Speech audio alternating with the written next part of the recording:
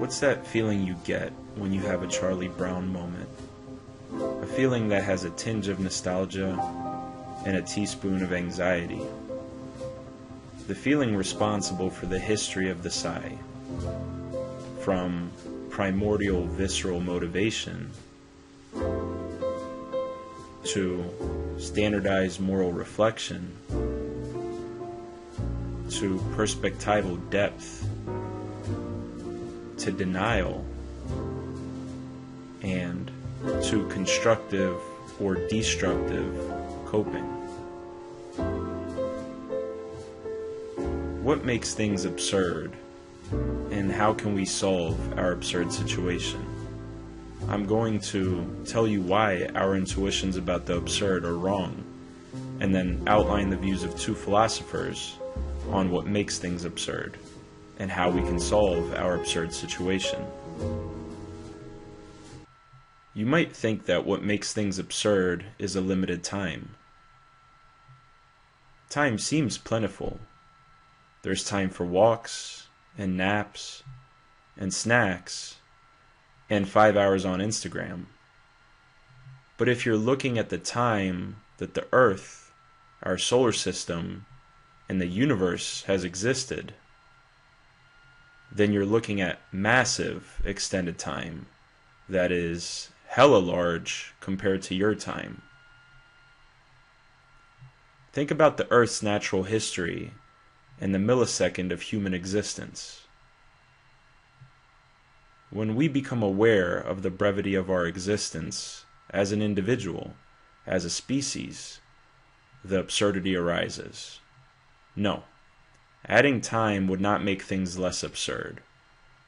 Some things remain absurd even if the temporal element is extended. Making ourselves immortal wouldn't make things less absurd. It might make things even more absurd. Maybe what makes things absurd is how tiny we are in the universe. Think of how small we are compared to some things. Remember the Leviathan? It was supposedly 300 miles long. We are just a speck within a speck within a speck, and that sucks. Making yourself extremely large wouldn't make things less absurd. Instead of being a speck, you'd be a large, floating thing. Even if you had a pal, it'd still be absurd. The point is that expanding our time, expanding our size, wouldn't make things less absurd. It's as though we are cookie dough with some salmonella. You can add more cookie dough, but that won't get rid of the problem. Absurdity is a property of our lives. The conclusion here is, sometimes our intuitions about what makes life absurd miss the point.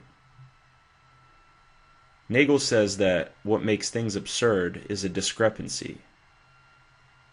It might be a discrepancy between aspiration and reality, kind of like when you gather the courage to confess your love to someone on the telephone, you call, and it's not who you expected. We're aware of the discrepancy between aspiration and reality.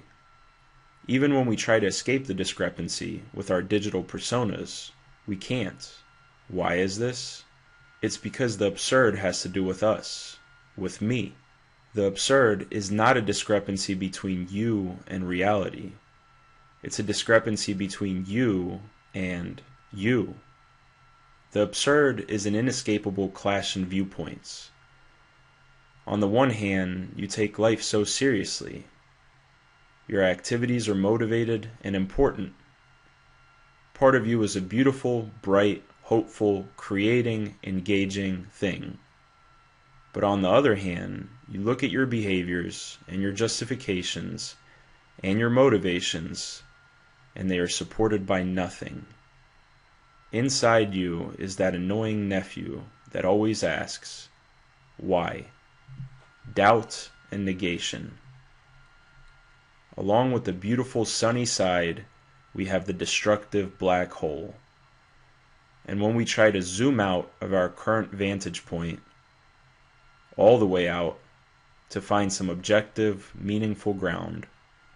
All we ever have is more doubt. This is the absurd, the inescapable clash in viewpoints, creation and negation within one being. The problem is that we transcend ourselves within ourselves. The view from nowhere is within us. So how do we solve this? We can accept our self-transcendence as something inescapable, and we can be light about our being. We can create a blog of the absurd. As I open my biology textbook, I am reminded that life has killed off more than 99.9% of living things. How predictable. I often wonder what it was like to be the first potato bug. Are they ugly because it is their way to rebel against existence, or were they just born pretty ugly and don't realize it?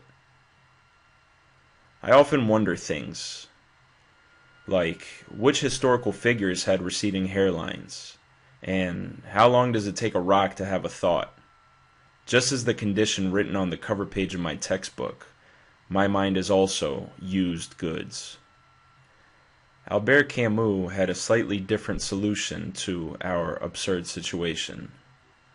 That's because he saw the problem as a discrepancy between the hopes and desires of the individual and the cold, unresponsive reality.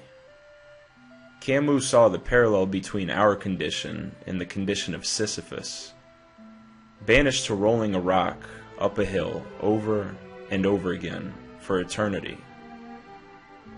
We all have our rock, our cold, unresponsive reality.